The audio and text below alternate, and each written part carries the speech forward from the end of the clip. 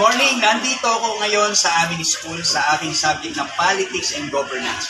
Magpe-perform para sa aming lesson ng Philippine History, specifically ang tungkol sa kalayaan ng Pilipinas.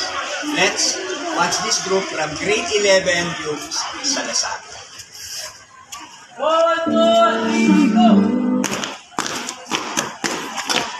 Saan? Nasaan ang laya? Ibigay ang laya ng Pilipino! Ibigay ang laya! Ibigay! Kalayan! Kalayan! Kalayan!